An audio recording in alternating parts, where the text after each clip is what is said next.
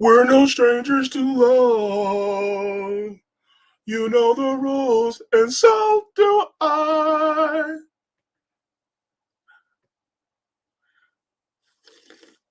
Mm-mm-mm. Woo! Mm-mm. Yeah. Woo! Mm. What a day. Welcome.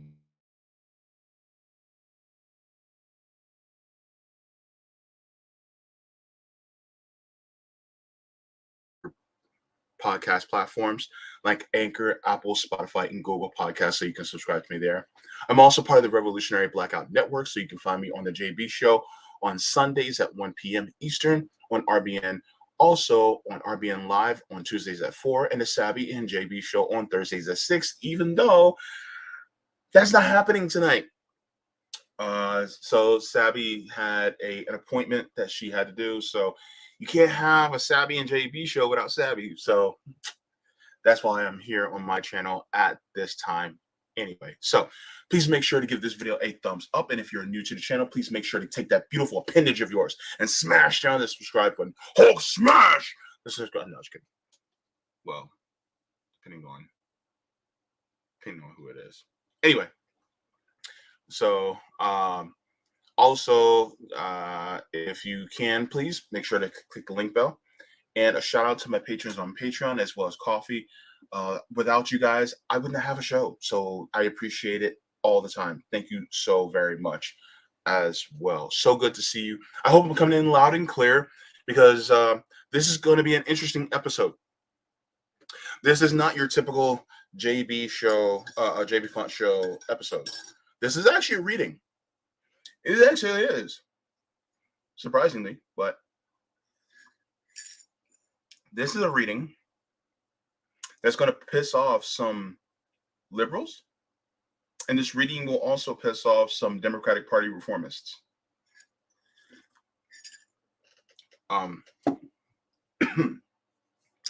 That's the type of reading this is going to be.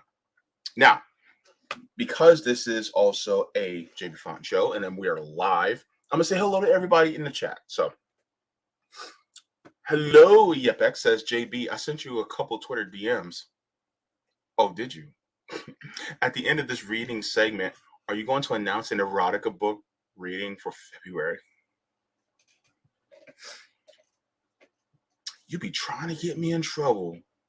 You be trying to get me in trouble. What in the world? Good Lord, y'all are incorrigible. Just incorrigible. Gosh. All right.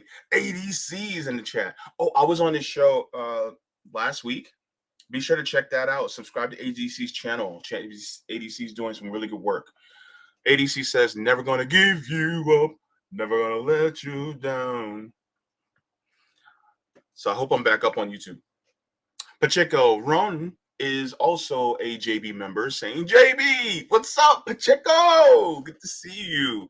See the Change is also in the chat. Say, hey, JB and fellow comrades. I hope all are well. Looking forward to the show. Good to see you. Wait, hang on.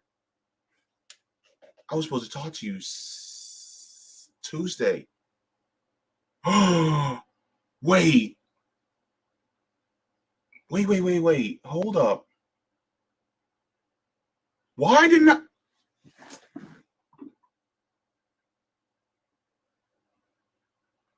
Can we talk tonight? See the Change? Because how the fuck did I miss that? What the fuck happened? Can we talk tonight? Because I promised you that. Holy crap. I'm sorry. And I remember, if we can tonight, okay, we'll do it. I'm sorry. Gosh, now I feel like shit. Waddy, good to see you. Waddy says, hey, everybody. Ah, gosh. Yeah, plus I had dialysis yesterday. It's a wild ride. Okay, good. Well, yeah, definitely. All right. AG is in the chat. So good to see you, AG. Wow. JB, you really got to get it together, bro. And who else is on Rokfin? Anybody on Rokfin? There's people watching on Rokfin. So good to see you on there. Even though you're a little silent, that's okay. Okay, good. All right, cool. All right. I'm gonna look at my DMs and get back in touch with you. But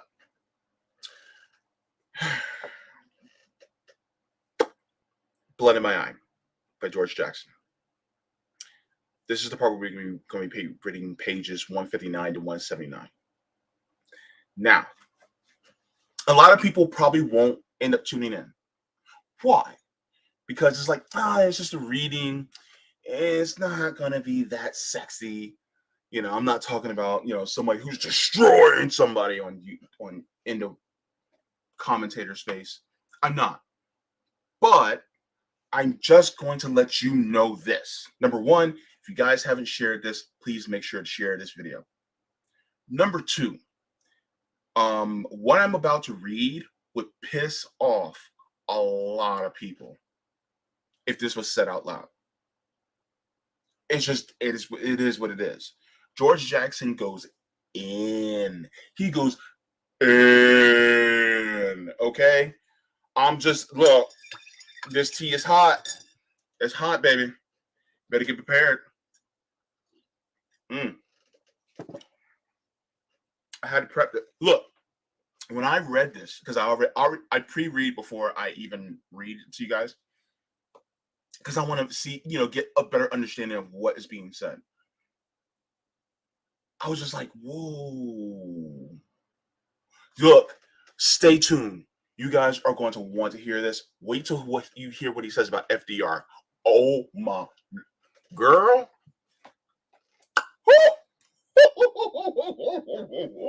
This is going to be good. Look, start on page 159 with me. And look, let me tell y'all, if y'all don't have your own copy of this book, you need to get your ass a copy of this book. George Jackson don't play, y'all. I'm telling you. Okay. Oh, let me take another sip of tea before I start because I just got to get into this. Sorry, my hood side, my black side coming out. Look, I'm having a black ass moment right now. Okay. Okay. Okay. All right. Y'all ready? Okay.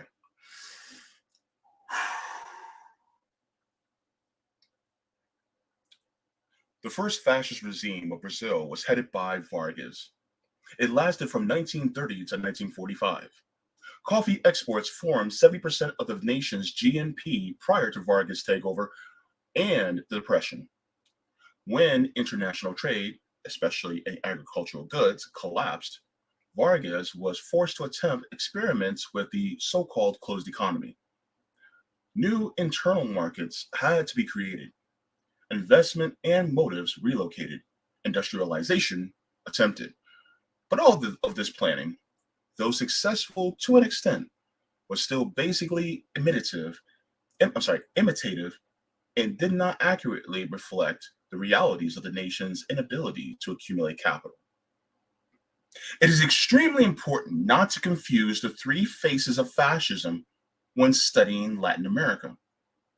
The second phase, in power but not secure, is the really significant part of the whole fascist episode. Regime after regime has failed to increase internal demand or unseat the traditionalist landed elite in favor of the small industrial interests. This means a permanent dependence on foreign trade and investment for machine tools, for weapons to control the people's movements, and for raw materials to feed their light industries and flea markets. Consequently, we see these areas as the most glaring dichotomy of socioeconomic injustice. In the shadow of their plush beach resorts, which attach degenerates from all over the Western world, literally within rifle shot, live the people who service these vacation resorts, complexes, in disease-infested corrugated tin shanties on hillsides constantly ravaged by mudslides. A strange combination of the first two phases of fascism, without the massive military aid of the United States, Gestapo death squads, and the most intensive rightist anger, the guns of liberation would by now have certainly filled the streets and forests with blood to the horse's brow. It is important to never lose sight of Latin America's neo-colonial status. A victory for the People's Liberation Armies entails a victory over international capitalism and especially a victory over the colonial masses. The puppet regimes of these areas cannot move firmly into a phase 3 of the fascist arrangement for two reasons. The people are willing to use arms and are learning to use them more effectively, and because the regimes are imitative, not indigenous. They do not reflect the real interests of the nation's elites, but rather the interests of the ruling elites of the parent imperial nation, the USA. Germany attempted to rearm, deflate its currency, and at the same time continue to meet the war-swollen demands of heavy industry. It finally fell of its own weight. The fascist economic arrangement failed under the pressure of war in Germany, in Austria, in Italy, and Japan, as it later failed the first regimes in Brazil and Argentina. The principal failing was very much the same that brought down the laissez-faire. The capitalist business cycle cannot be controlled. Inflationary spasmodic attacks, regional recession, and depression pursue capitalism in all its forms like a nemesis, break its spirit, reduce its top-heavy bureaucratic backbone to jelly. Inflation, at first the key to regeneration after an extended collapse, ultimately leads to complex problems that seem to be beyond regulatory remedy. To control it by compressing wage demands always turns out to be politically unsound. Class consciousness in Germany was better developed than any other European nation before and after the fascist takeover. So consciousness alone is obviously not the factor that determines which way a disintegrating society will develop, fascist or socialist.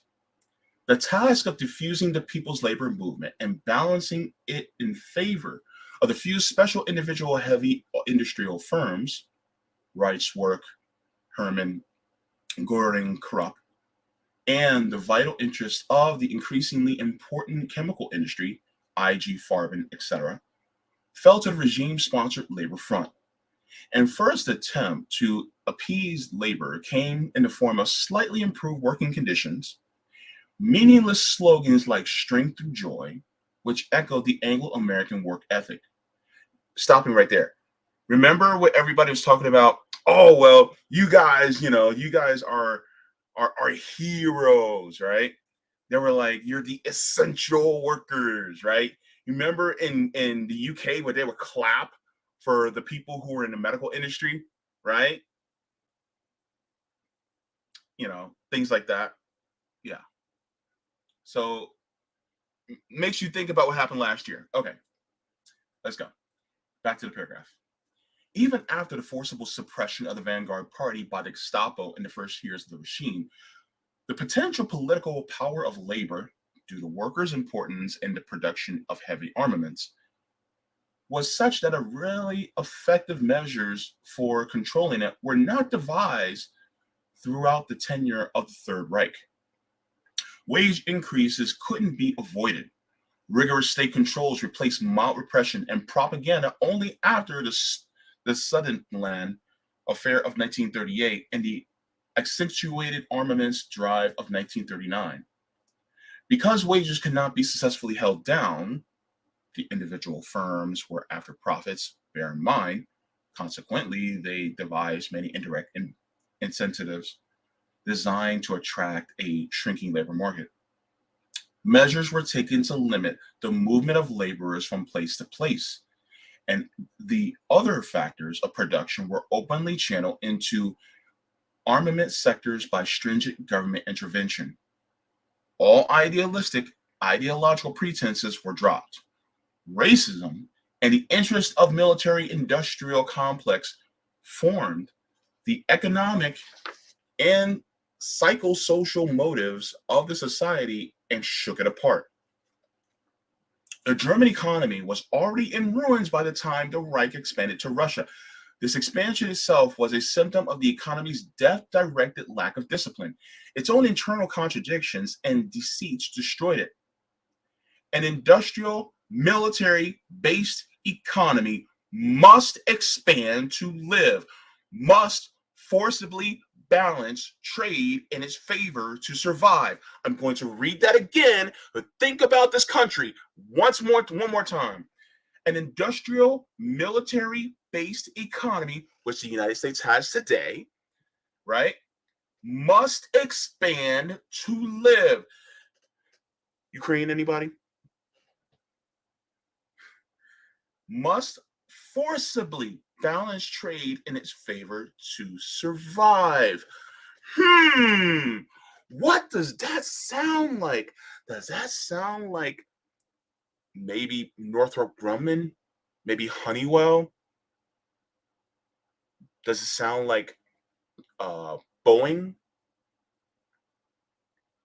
Does it sound like Lockheed Martin? Interesting, right? History may not repeat itself, but it damn sure rhymes, baby. All right. Let's continue. I told this is going to be, we're just getting started, baby. We're just getting started. Okay. So, no amount of logic or dissent can influence the men who have vested interest in the life of such an arrangement. Only organized violence and armed struggle could have stopped them before they lost their minds and destroyed so many lives. The counterterrorism of the Socialist Party's vanguard and the proper direction of the people's consciousness could have changed the whole course of history over the last 50 years. Once fascism moves into its third phase and contrapositive mobilization, a psychosocial antithesis of lower caste mobilization, insinuates itself technologically with weapons and control of the means of the people's subsistence, limiting their vision to their own personal short-term interests with propaganda and empty promises. Quote, only he who does not fear the death of 1,000 cuts, end quote, can then unseat the Führer. The United States was not existing in a vacuum when fascism first swept the Western world on its heels of two Great Depressions. My reading of history indicates that the U.S. was in a greater economic, social, and political crisis after the 1929 stock market crash than any other Western country excepting possibly Germany. The same trends, the same experiments, the same internal battles were fought by the same forces for the direction of the nation's economy. The extreme economic crisis of the early 30s brought working class revolutionary consciousness to its very peak. All serious commentary on this period reflects a profound lack of confidence in the workability of capitalism. This avalanche of criticism came from sectors of the middle and right-oriented thinkers as well as the left, just as it did in Italy, Germany, and Romania, and the other fascist storm centers. But of course, the middle and rightist intellectuals were thinking in terms of a new direction for capitalist growth, not in its abolishment. A New Deal, much like those of Nazi, fascist, and Falangist Europe. Prepared. Be prepared. I want y'all to get close. No serious or honest student could miss the likeness. FDR was a fascist. He said it. Yo! Wait. I'm a look, it says it right here. FDR was a fascist. He stated, documented congratulatory messages to Mussolini who were not simply diplomatic gestures.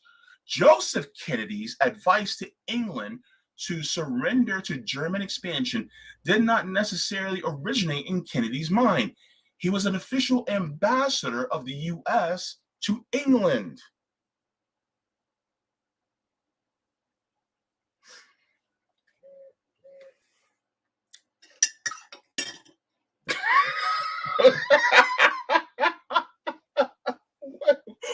Wait. Y'all got, look, if y'all having something to drink, if y'all smoking a bowl, y'all might as well take a puff or take a sip right now because I'm enjoying me, baby. Mm-mm. This tea is hot. Very hot. Okay.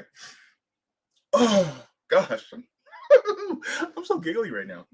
Okay, there was a positive mobilization of workers and the lower class, a highly developed class consciousness. There was indeed a very deep economic crisis with attendant strikes, unionizing, lockouts, break ins, call outs of the National Guard. The lower class was threatening to unite under the pressure of economic disintegration. Revolution was in the air. We're talking about during the Great Depression, right? Socialist vanguard parties were leading it. There was terrorism from the right, from groups such as Guardians of the Republic, the Black Legion, peg leg white type stormtroopers, and hired assassins who carried out the beginnings of a contra-positive suppressive mobilization.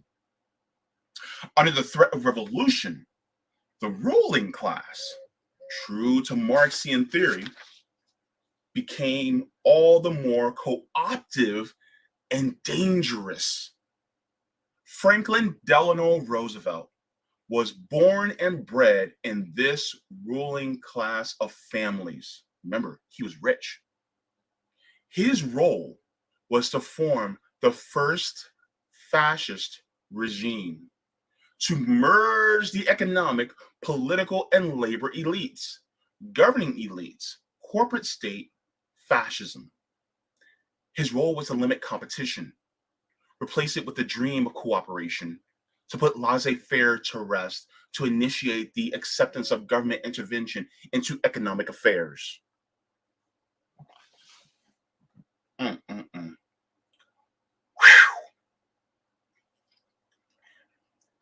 How many social Dems, how many Democratic Socialists, how many Democratic Party reformists praise FDR like a motherfucker? And they're like, oh my God, we need to go back to FDR.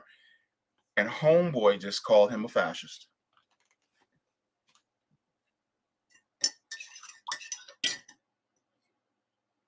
Cheers. What do y'all think about that, by the way? If you're watching this on the rewatch, put it down in the comments what you think about George Jackson calling Franklin Delano Roosevelt a fascist. Because let's be real. Who did the Japanese internment camps? Who did it? Who did the Japanese internment camps? Who locked black people, as well as many other disenfranchised people, out of the New Deal?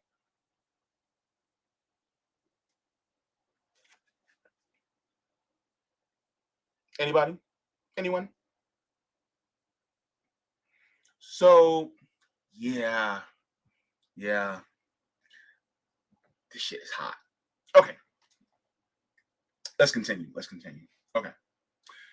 A great many of the early trends in American history prepared the way for the ultimate success in fascism in its highest form.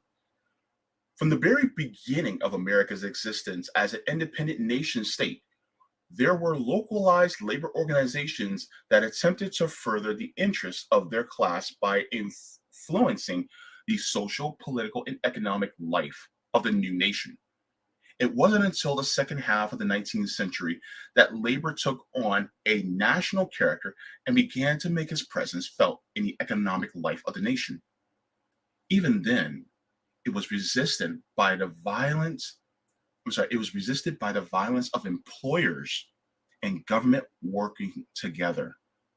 Marx's definition of history as a broken, twisted, sordid spectrum of class struggles is substantiated by American labor history. The earliest Significant struggles between labor and capital began in the 1790s on the East Coast in cities like New York, Philadelphia, and Baltimore, where mutual aid craft societies attempted to gain higher wages and shorter working hours. Resistance from employers and their backers in government to these mild organizational efforts forced the establishment of the first trade unions, the Philadelphia Printers Union, the the New York Typographical Union of 1794, Journeyman Cabinet and Chair Makers of 1796. The first wage strike was organized by the Society of Journeyman Cordwainers, Shoemakers of Philadelphia. It lasted 10 or 11 weeks. In 1799, it was broken by right-wing terrorist activity.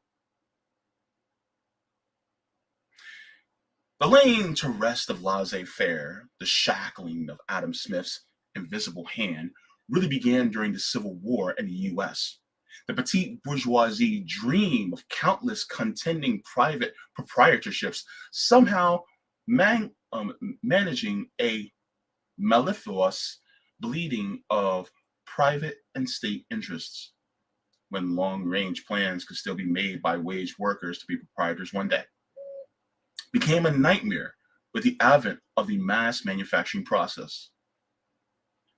At the opening of the Civil War, the U.S. was ranked fourth among the world's industrial states, behind the English Empire, the German states, and France. By 1870, the U.S. industrial manufacturing plant had double its value of its products. The number of factory workers drawn out of other sectors of the economy caused the industrial workforce to nearly double during this same period. Improvements of the arts and agricultural production drew some workers from the countryside and sent others westward toward the closing frontier. The craftsman lost his privileged economic position with the appearance of newly invented mass production machinery. This new machinery and other factory setup in general made individual workers more expendable and made it possible to reduce their share of the profits.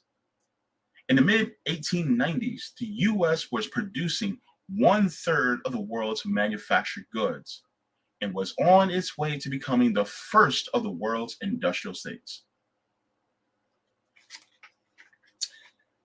The expansion of U.S. industry out of the demands of the Civil War involved a complex concentration of several violent and predictable capital mandates.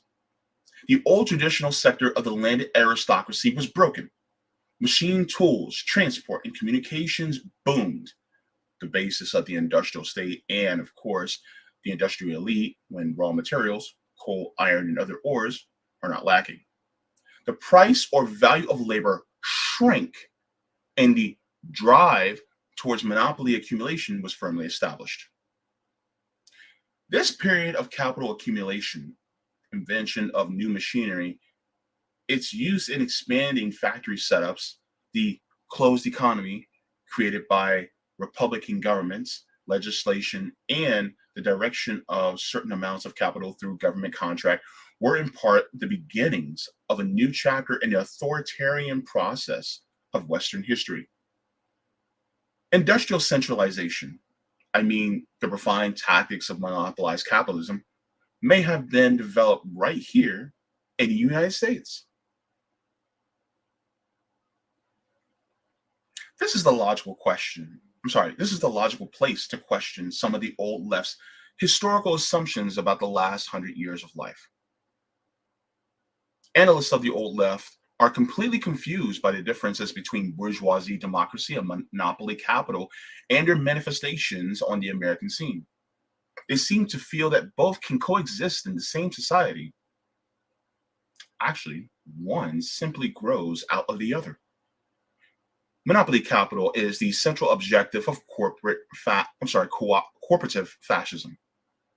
Prior to the Civil War and the emergence of the trends towards monopoly capital, America was dominated by bourgeoisie democratic economics and political rule. The economy was based upon The divisive, I'm sorry, the economy was based upon the diverse ownership of many thousands of factory units and a political arrangement to reflect that fact. However, with the emergence and expansion of monopoly capital after the economic impetus of the Civil War, bourgeoisie democracy naturally began to fade. Bourgeoisie democracy, the political rule of the bourgeoisie, simply cannot exist after emergence of monopoly capital. Monopoly capital has its own political expression. It develops as bourgeoisie democratic political rule declines. The roots of corporativism, fascism were laid with the expansion of monopoly capital into the giant cartels, corporations, and interlocking trusts. The owners of the largest share of the nation's GNP will always control the political life and government of the state. Monopoly capital is corporativism, fascism. I don't think anything that ever happened in Italy, Spain, Germany, or any of the other capitalist states can match the centralizing process that the US went through in the last 100 years. Even these so-called public utilities, AT&T, the Santa Fe, Pennsylvania Railroad, Western Electric, Western Union, are owned by financial institutions on examination, always turn out to be controlled by a few families who are descendants of the industrial expansionists of 1865 to 1895. Here we go. The traditional Anglo-Saxon concept of law, founded on the latent principle that the haves must always be protected from the have-nots, though it did not attack labor as openly as in England, effectively prohibited the emergence of any really strong labor movement until the close of the 19th century. It did not prevent the war profiteering of Rockefeller Petroleum Combination from forming. It did not stop Western Union from taking over the telegraph industry. It didn't stop Samuel Slater and the Boston Associates from tying up all the New England textile interests. The Transcontinental Railroad hookup from May 19, 1969, Union Pacific and Central Pacific, could have never been accomplished without government and commercial cooperation. Corruption and lawlessness were the basis of their commercial success, but no one was charged or punished by law. Any individual, on the other hand, who joined with someone else to effect an increase in his wage was guilty of conspiracy. That same law is still used to protect the same interests today.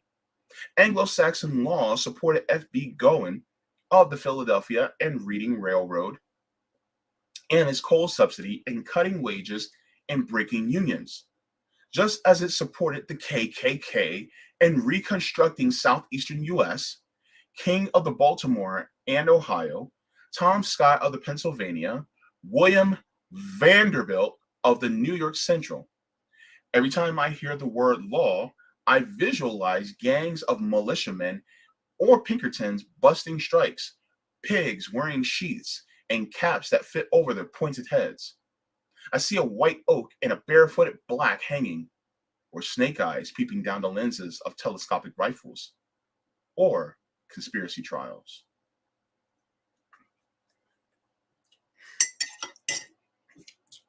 Oh boy. This is from W. Reich, The Mass Psychology of Fascism. 1. Mankind is biologically sick. 2. Politics is the irrational expression of this sickness. 3. Whenever takes place in social life is actively or passively, voluntarily or involuntarily, determined by the structure of masses of people.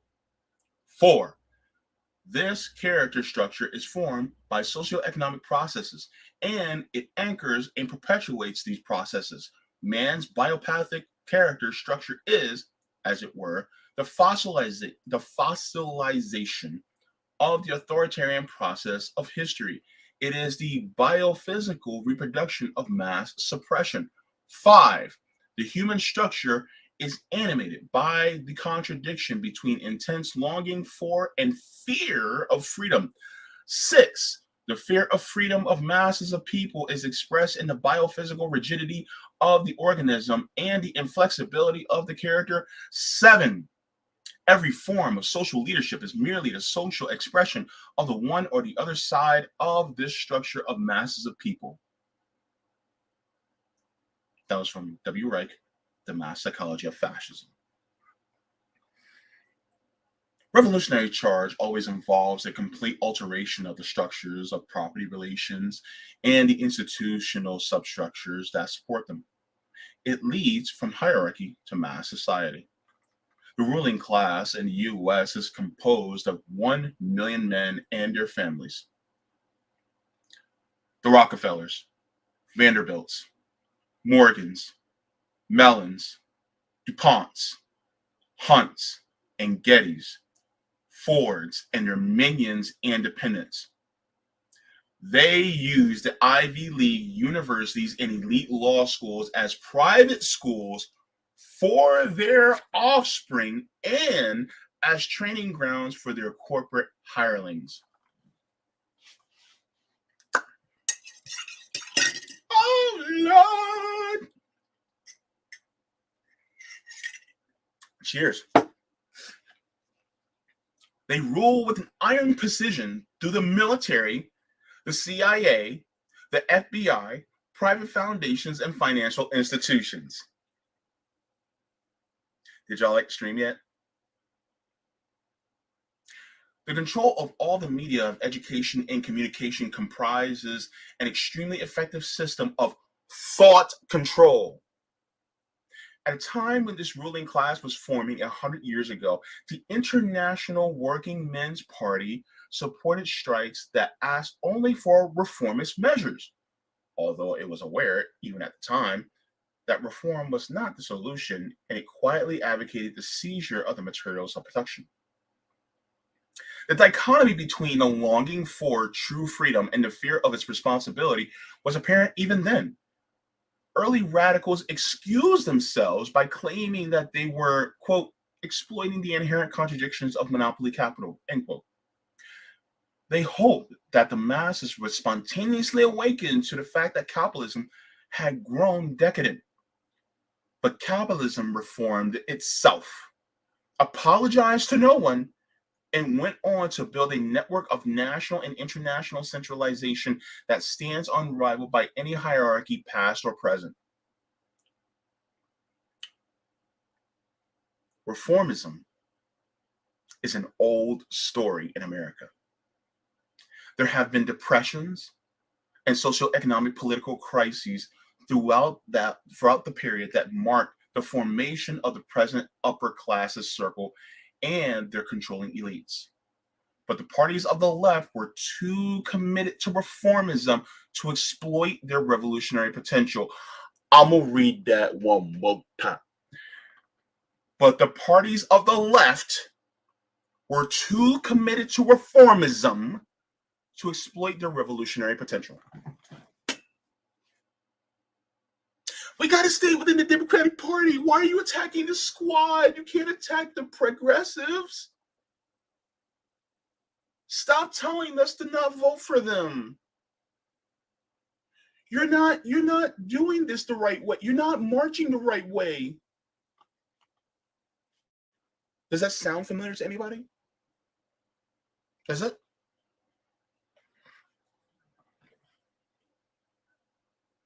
The latest round of capitalism reform, the latest redirection of its energy, was its highest and last form. The struggles of the 30s, 40s, and 50s completed the totalitarianization of the country and perfected the system of total mass social deception. I have learned men tell me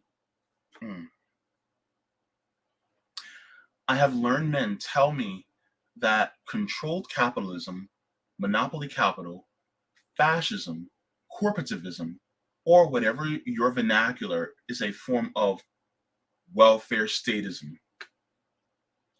This is precisely what we were intended to believe.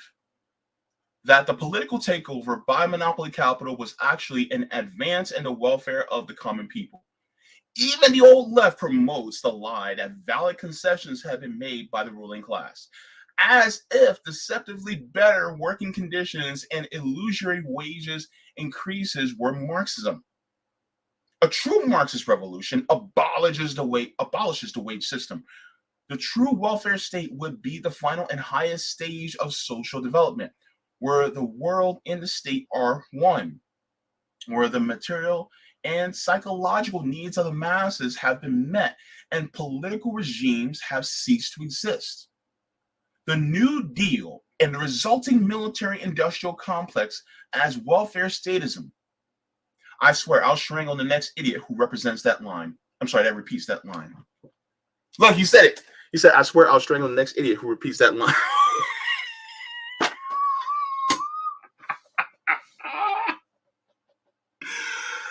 Oh, Lord. Mm-mm. Mm-mm. Okay. All right. All the ingredients for a fascist state were already present. Racism, the morbid traditional fear of blacks, Indians, well, indigenous people, Mexicans, the desire to inflict pain on them when they began to compete in industrial sectors. The resentment and the seabed of fear is patterned into every modern capitalist society. It grows out of a sense of insecurity and insignificance that is inculcated into the workers by the conditions of life and work under capitalism.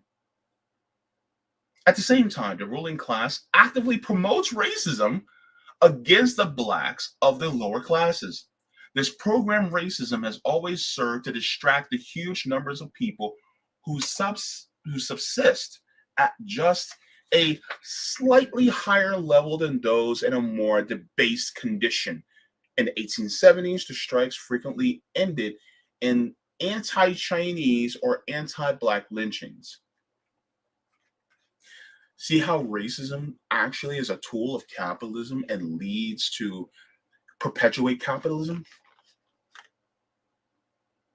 So, if you're expressing racist ideology, even if you're like, well, I'm not racist, but yeah, you're expressing that racist ideology, you're actually doing the favor of the super rich, of the capitalists, of the elite.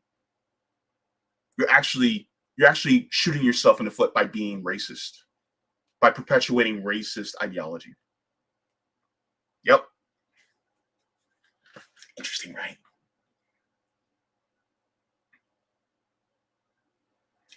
It conforms to dual requirements of the authoritarian personality, conformity accompanied by compulsive sadism.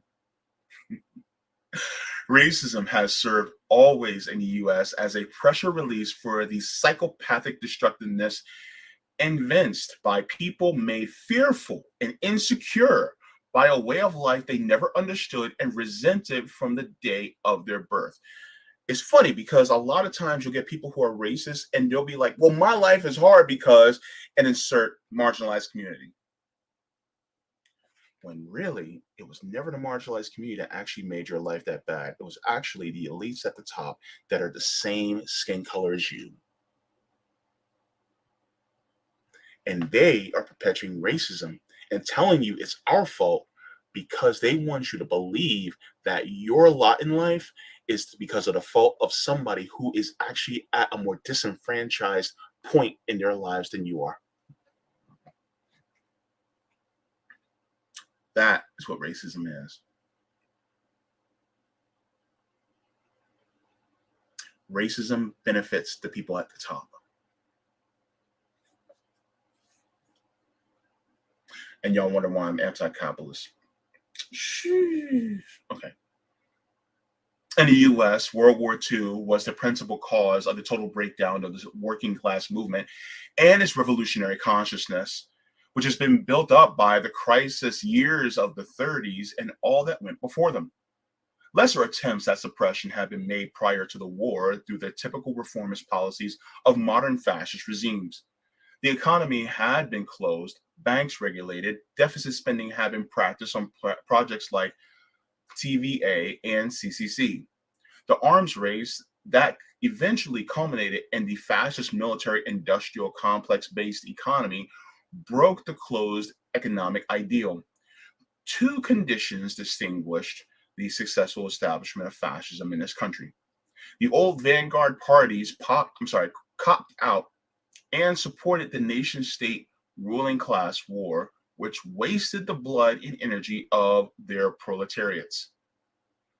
At the time, resistance of the war would have seemed like simple common sense. If Stalin gave the order to support the US war effort, he was a fool. In any case, the old vanguard's support should have been for the people's struggle inside the US. With a little more practice and sacrifice, Stalin could have eventually marched to the Atlantic. With all of Europe in ruins and the German economy already in its final stages of disintegration with the US presence in Europe, capitalism could be dead today. Instead, US imperialism rose to behemoth proportions. After the war, international markets opened in Europe, Africa, and Asia, with the flea market of radios, TV, and novelties here at its center. For the sake of these trinkets and baubles, the labor elites diffused the righteous demands of the people. Consistent politics formed as a result of their defection simply solidified the totalitarian regime with all the opinion molding facilities under the ruling classes. Elections and political parties have no significance with when all serious contenders for public office are fascist and the electorate is thoroughly misled about the true nature of the candidates. One cannot say all of the people who vote are unaware, just as one cannot say the 1,200 professors who backed Mussolini were all frightened. Those who are aware and still do nothing constructive are among the most pathetic victims of the totalitarian process. The necessary shock troops and tools for creating the false contrapositive psychosocial basis of a fascist type pseudo society were in short supply in this country prior to and during the process of the fascist takeover. There was little of this consciousness among the middle classes. So the first terror came from the So the first terror came from the specially formed and hired goons of the DuPonts and Rockefellers, the Black Legion, the Guardians of the Republic, the FBI. They destroyed the already disintegrating vanguard, leaving the degenerate elements of the working class as the only available mass. Class relations were slowly altered as a result of this action by the co-opted labor sectors. Government agents were sent to infiltrate scattered labor movements. Does that sound familiar? The disguise was complete. The satisfaction of labor's short-term economic interests were made possible by the giant consumers market and the military complex. Ties were formed between rulers and labor leaders. The elites of the proletarian movement were compromised. You know, some of those union bosses that really undercut their union for the favor of, the corporations. That's what he's talking about.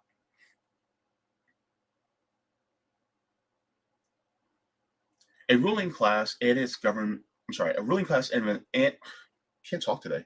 The ruling class and its governing elites were centralized and were carefully co-opted. A fascist arrangement. Death in prison for all who object. Fascism in its final insecure state. It has happened here. And the only recourse is an appeal to arms. The cooperative state allows for no genuinely free political opposition. Hello, Green Party. Hello, third parties. They only allow meaningless gatherings where they can plant more spies than participants. They feel secure in their ability to mold the opinion of a people interested only in wages. However, real revolutionary activity will draw panic stricken gunfire or heart attacks. So, what is to be done after a revolution has failed?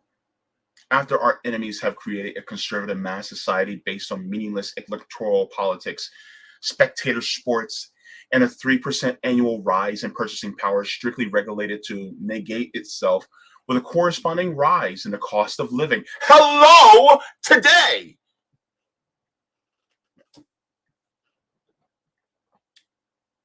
What is to be done about the expertly, scientifically calculated contrapositive mobilization of the entire society? What can we do with the people who have gone through the authoritarian process and come out sick to the core? There will be a fight. The fight will take place in central cities. It will be spearheaded by the blacks of the lower class in their vanguard party, the Black Panther Party. Real union activity will eliminate the corporate ties between the regime ruling class and labor. People at the top will be removed, and the guy with the program mind will have no union boss to think for him. He will remain neutral or join us in our fight to liberate him. We will work this attack at the productive level indirectly by first building our central city communes, which will revolutionize the all too conservative black laborer. We will build these communes against all resistance, the pamphlet in one hand, the gun in the other. The black authoritarian traits are mainly effects of terrorism and a lack of intellectual stimulation. They have been choosing the less dangerous and complicated mode of existence, survival. All classes, all people are subject to the authoritarian syndrome. It requires only the proper set of sociological, circumstantial pressures to turn blacks around and reawaken their revolutionary consciousness. We're hungry. Mm-mm-mm. By the way, to all you guys who are watching, I read this book exclusively on Rokfin. I don't read this typically on YouTube because this is too spicy for YouTube, but this part was just so good, I had to share it on both Rokfin and YouTube. So if you guys want to hear me read all of this, then go to Rokfin. Anywho, our overall task is to separate people from the hated state. They must be made to realize that the interests of the state and the ruling class are one and the same. They must be taught to realize that the present political regime exists only to balance the productive forces within society in favor of the ruling class. It is at the ruling class and the governing elites, including those of labor, that we must aim our bolts. The average working man will simply withdraw or watch with secret satisfaction or actively join when we bring his union boss under attack. We blacks have lived with terrorism for generations. It no longer affects us. It will intensify. We must prepare a counterterrorism. A man can never be so repressed that he cannot strike back in some way. But it must begin now. The RAND Corporation does 80% of its work for the military industrial intelligence complex. 750 or more colleges offer police science courses. 247 additional colleges offer associate's degrees in law enforcement. 44 offer bachelor's degrees. The National Guard numbers 390,000. The CIAD, Counterintelligence Analysis Detachment, the 113th Military Intelligence Group, is designed for the surveillance of private citizens. The police state isn't coming, it's here, glaring and threatening. By the way, this book was written in the late 60s, early 70s. All these numbers are much higher now. Police state, we're definitely in it. We're going to fund the police. That was Joe Biden.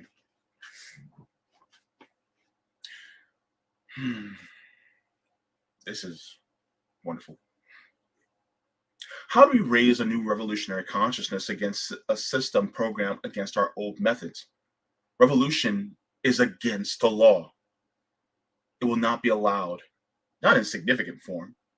That makes the true revolutionary an outlaw and the black revolutionary a doomed man.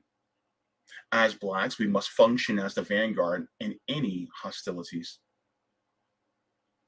We must use a new approach. Unite and revolutionize the Black Central City Commune and slowly provide the people with the incentive to fight by allowing them to create programs that will meet all of their social, political, and economic needs. Mutual aid, baby. Mutual aid. We must fill the vacuums left by the established order. We must push the settlers off our land when they won't cooperate with the new communal life of our system. We must learn from the people. We must learn from the workers the discipline they are so highly skilled in. In return, we must teach them the benefits of our revolutionary ideals. We must move blacks to the forefront of a reality productive assault on the outside enemy reactionary culture, not only on the production level, but in all significant areas of property relations. We must promote and support enforced rent strikes. Merchants must come over to our side or face appropriation of their property for the commune. We must build a subsistence economy and socio-political infrastructure so that we can become an example for all revolutionary people. Fascism has established itself in the most disguised and efficient manner in this country. It feels so secure that the leaders allow us the luxury of faint protest. Take protest too far, however, and they will show their other face. Hello, Black Lives Matter protest. Hello, when everybody was out there for George Floyd, next thing you know, you have a bunch of police shooting rubber bullets into your face, making you go blind, and then gassing you in the streets. Hello.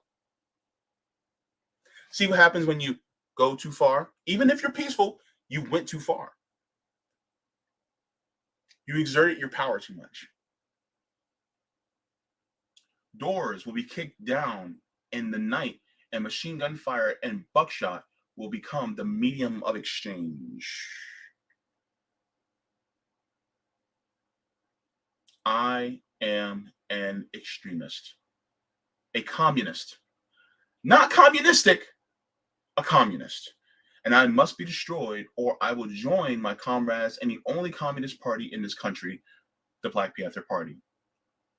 I will give them my all, every dirty fighting trick in the annals of war. Nothing will defeat our revenge, and nothing will countervail our march to victory. We come to our conclusion. The only historical recourse that is left to us. Freedom means warmth and protection against harsh exposure to the elements. It means food, not garbage. It means truth, harmony, and social relations that spring from these. It means the best medical attention whenever it's needed. It means employment that is reasonable, that coincides with the individual necessities and feelings. We will have this freedom, even at the cost of total war.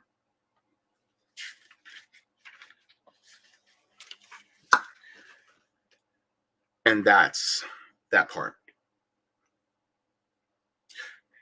Want to see what's next when I'm going to be reading next? I'm only going to read this part on Rokfin, so if you guys are watching, go to my Rokfin. But it says the oppressive contract. It says first women and children in a ditch in Vietnam, ultimately executions in the civic centers of every look-alike country in this country. So the oppressive contract. That's what we're reading next. And after that, I am done. I am done, done, done, done, done. Hang on. Will I read this entire thing next time? Yeah, I'm gonna read the rest of it. I'm gonna finish off next time. I'm on Rokfin. I'm finishing Blood in My Eye. So, what do you think? Was it deep? Mm, it was deep for me because here's the thing: the elements have been there for an extremely long time, right? Like for instance, you think about Nazi Germany, you look about you know, the advent of concentration camps and all that. Well, Adolf Hitler actually spoke about how he was a fan of how the United States treated its citizens in this country. He was a fan of the genocide of the indigenous peoples in this country. He learned his ways from the United States. If you can say anything,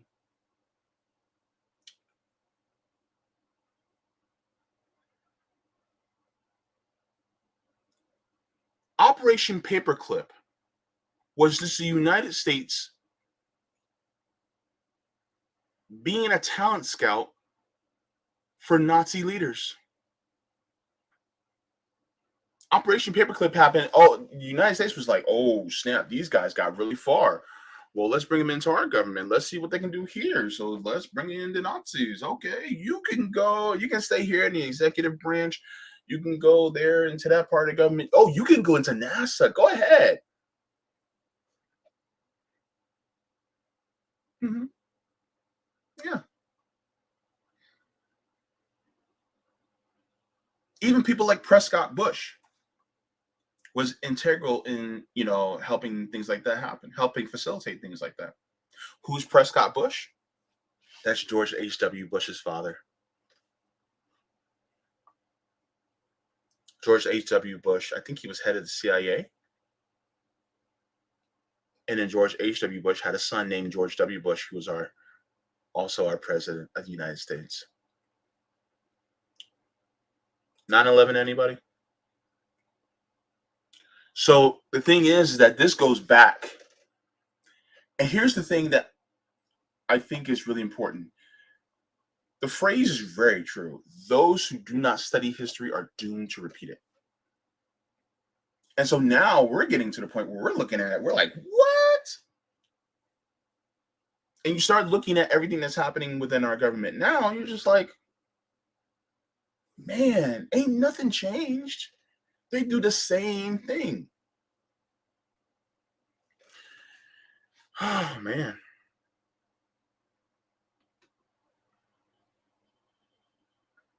Let's go to the chat really quick.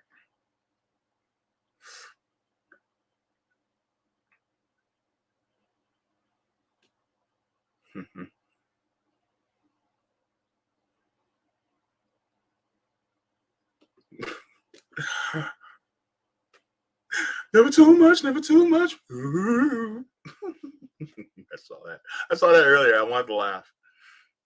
Okay. Miss US Wage Slave says, cuz Delano was probably the neo-lib of his day. Yeah. It's crazy when you look at it.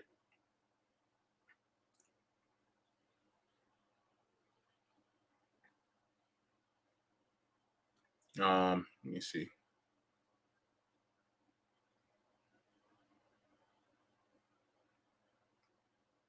I'm trying to see what other stuff that people were saying. Yeah. Yeah, definitely bad cookies. Definitely current day shenanigans. Definitely. Yeah. And yeah. We're trying to wake people up, to this relationship and how abusive it's been. But the thing is that some people just won't wake up because they keep getting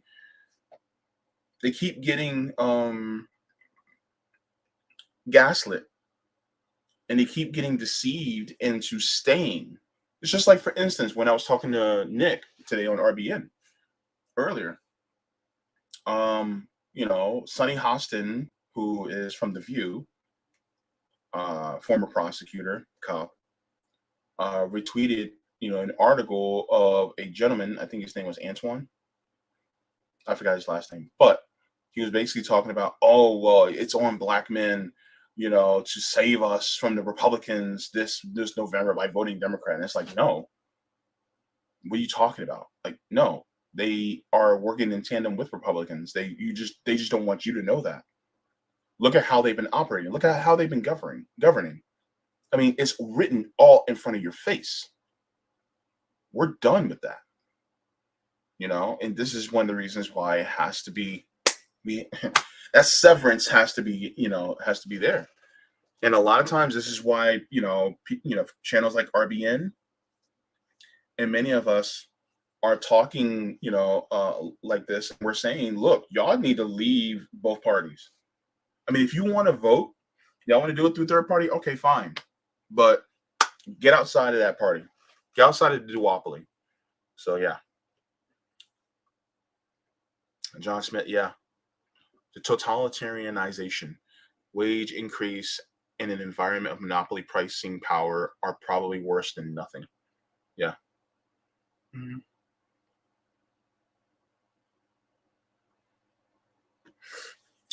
John Smith says, AKA the poor whites make them hate blacks, and you divide at imperial. Yeah, yeah. And the thing is that this is why the Rainbow Coalition was so dangerous. This is why they had to kill Fred Hampton, because Fred Hampton was literally uniting poor blacks, poor whites, and poor Latinos together. And guess what? The Latinos, because they spoke Spanish, they can actually communicate with the Cubans, right? And see what they did. And then the poor Latinos here in the United States, when communicating with the Cubans, could have been like, okay, so this is what they did in Cuba, right? This is how we do all these things. Meanwhile, you also got to remember some of the members of the Black Panther actually went to Cuba and talked to Castro. They met with him. They were chilling with him.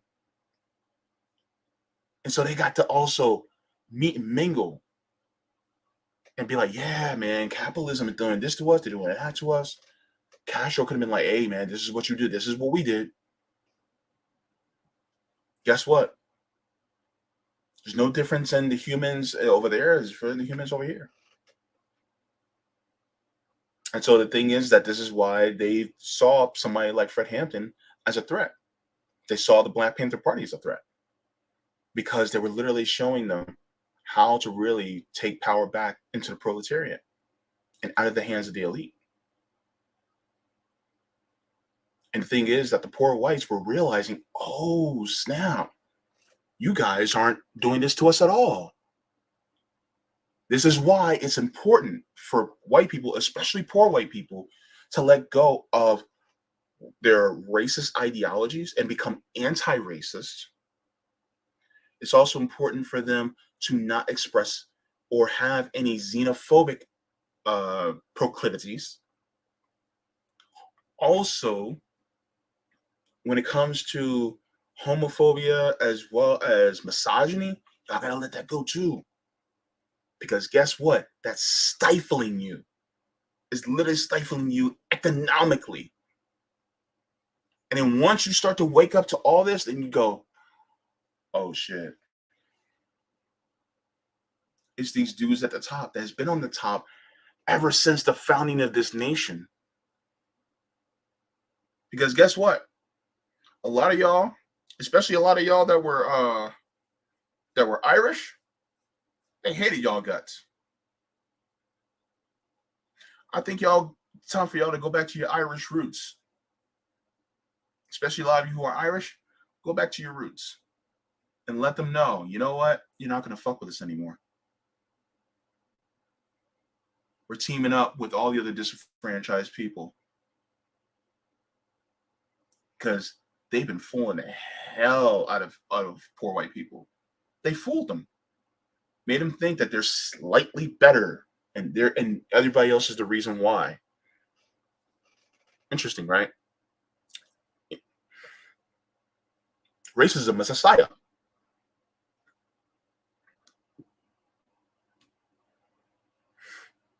Mm-hmm.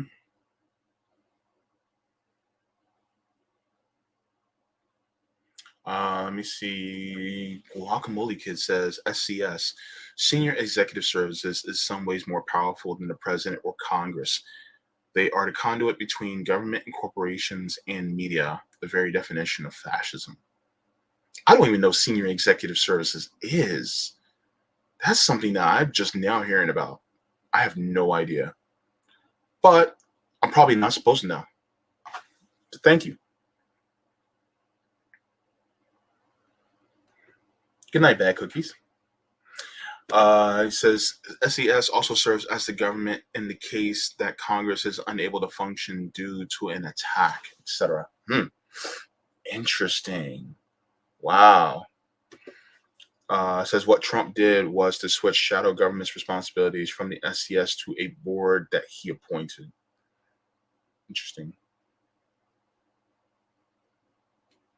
Governance and integration of federal mission resilience. Nothing can stop what's coming. NCWSIC, National Council of Statewide Interoperability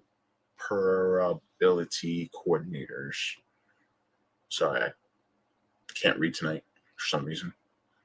Pachico Ron says, missed a bit. Did Jackson mention that eugenics was a key progressive policy?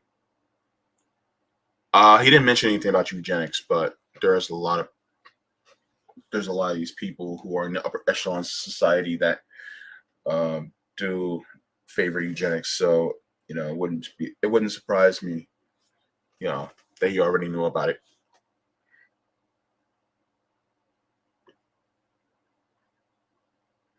SG says, did RBN cover the Kansas serial killer who abducted black women yet? I am just now finding out about this. I haven't I don't really get into the news on my dialysis days because I'm exhausted and my brain is foggy, so I really don't do much on my dialysis days, but that's very concerning. Thank you for letting me know. That was in Kansas. Talk to Nick about that one. And he said police totally ignored it. Of course they did.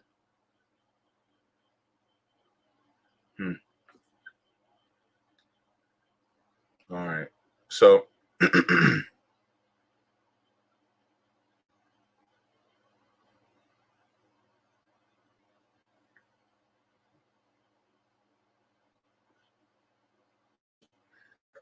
me see. Mansa West says, I guess what we'll ignoring what's happening. We will ignore what is still happening in Africa. Oh, there's a lot that a lot of people aren't talking about.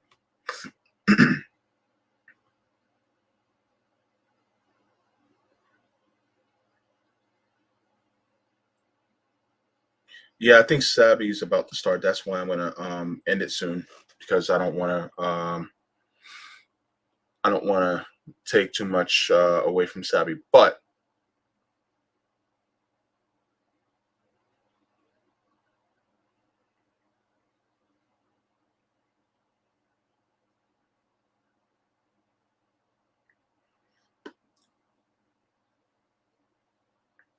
this is, this is something that I think is this is fundamental reading right here. I mean, if you guys have not picked up this book, I highly recommend you do because it's deep. It's very deep. But yeah, so let me know what you thinks.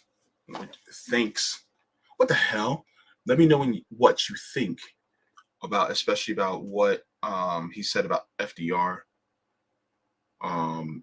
Let me, what you think about the emergence of a, what he considers a fascist regime that started here in the United States, especially around the, the Great Depression and Second World War in that period.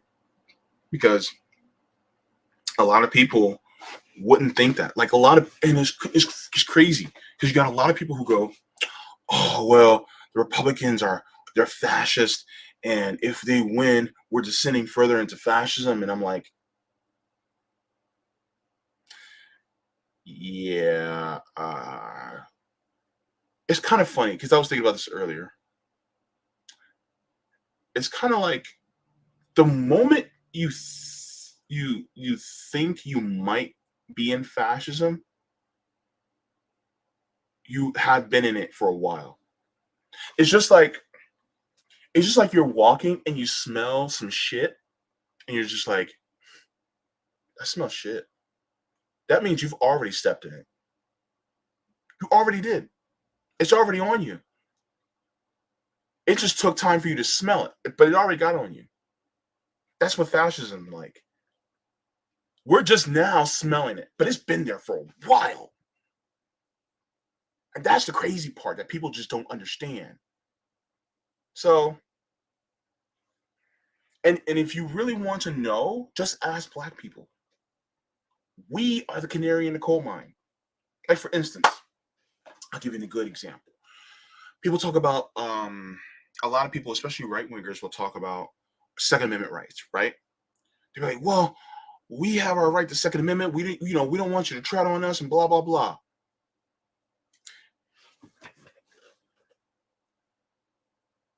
A police officer finds out a black man has a gun, even if it's licensed. What happens? Hello, Philando Castile. Even if they think we have a gun, guess what? You don't think that's not fascist? You don't think that's not totalitarian? Oh, because as black people, though, it's not fascism and totalitarian. Oh, okay.